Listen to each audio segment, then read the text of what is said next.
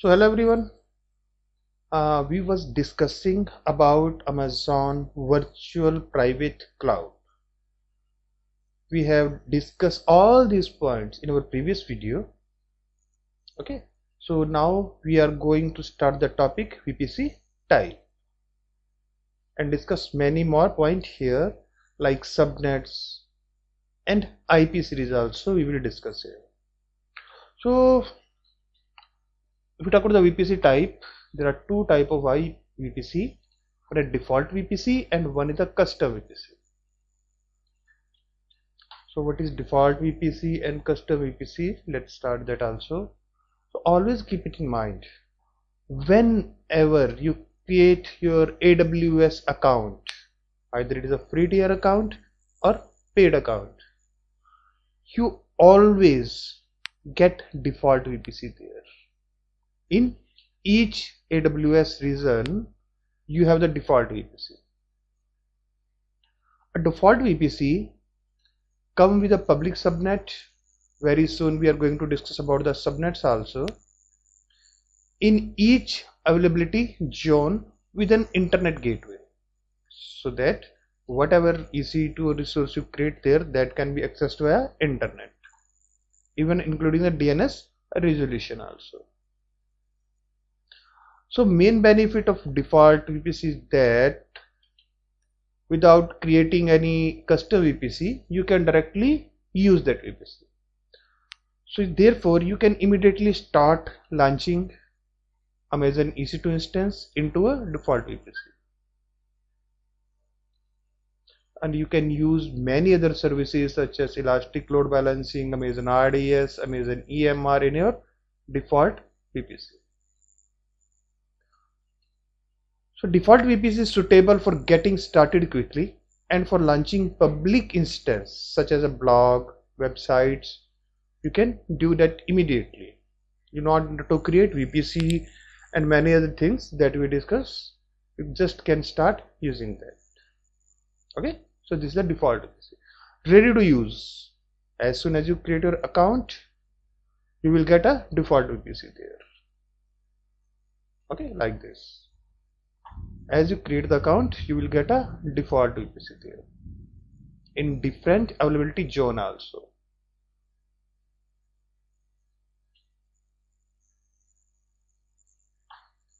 So with default VPC, it already have a subnet CIDR, it have a security group, even NACL and even a routing table. Everything will be already there, and also internet gateway configured there in the routing table.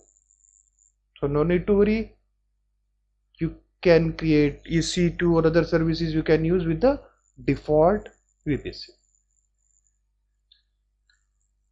What is the custom VPC? Custom VPC administrator have to create that as per organization requirement. Whenever you create the custom VPC, so by default here also you will get the security group, NACL, routing table get created. Everything will be there, only except one thing, that is the internet gateway. You have to create the internet gateway manually if needed. Otherwise, same like VPC, default VPC, everything will be there. Security group, NACL. Either we will go in this topic also in detail. Complete video will be on this topic. Okay. So routing table, it all will be by default when you create custom VPC. Administrator create that VPC, but only internet gateway, that is the difference between custom and default VPC. Internet gateway you have to create if needed. Clear? So we have discussed about default VPC and we have discussed about custom VPC. If still in doubt, can write me in the comment. Now come on the private and public subnets. You can see here everywhere. In this picture also we have private and public subnets that we create. Default subnet 1 and default subnet 2. In each availability zone you have subnets. So by the name it indicates public subnet. A public subnet has a direct route to the internet gateway. Whatever the resources connected with this public subnet can access the public internet. But private IP is not connected with internet gateway. Private is not connected with internet gateway. In case that particular resource need to access the internet, then it requires a NAT device. It is not connected to internet gateway, means in its routing table internet gateway is not mentioned. So it requires a NAT device, but in public subnet its routing table is updated with internet gateway. So any resource available here in the connected in the public subnet can access the internet. So public subnet, private subnet.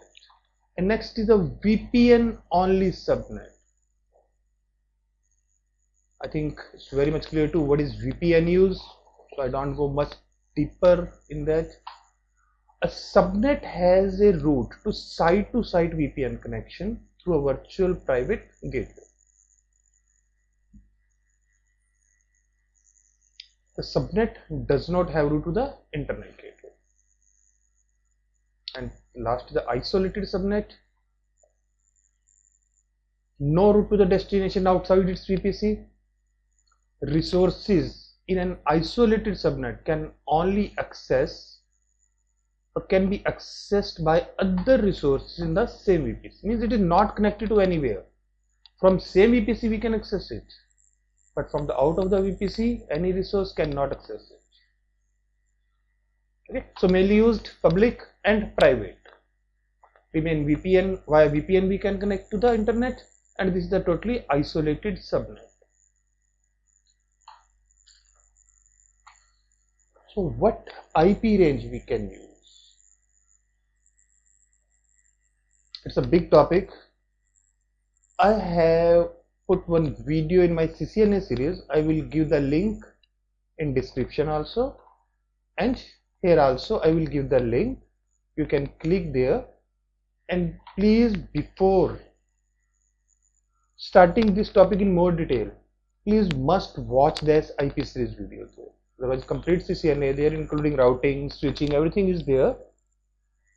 But still, at least for the IPs, you must go through that video series.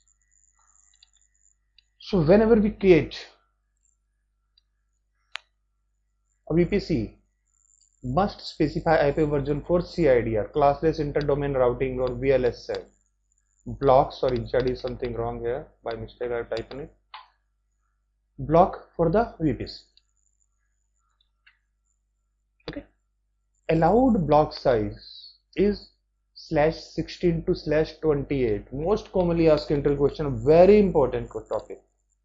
Point you have to keep in mind.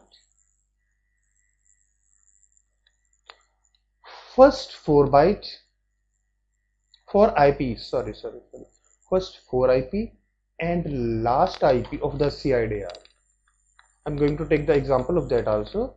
That cannot be used for the production environment. That are reserve IP.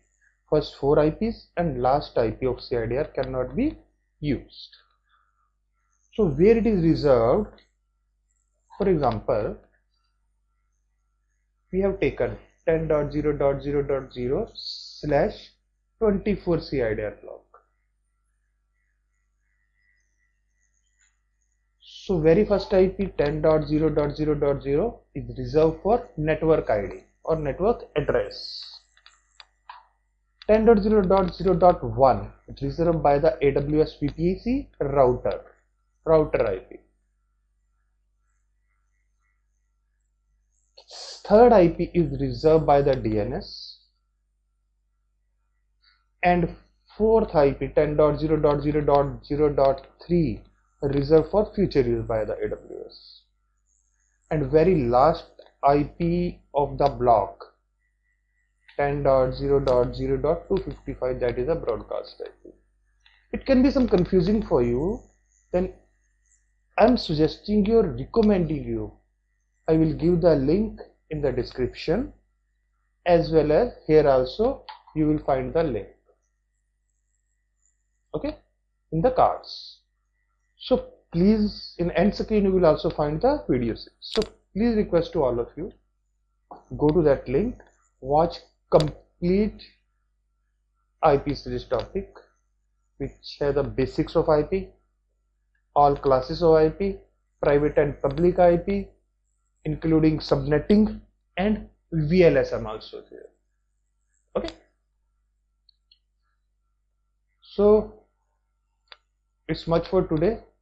Why I am making this video so short? Because again I am recommending, please spend some time there on CCNA video series, IP addressing series. That will be very helpful for you to understand all these things. Okay, so if you like the video, please like, share the video, and if not subscribed, please subscribe the channel. Hope this is informative for you. Thank you.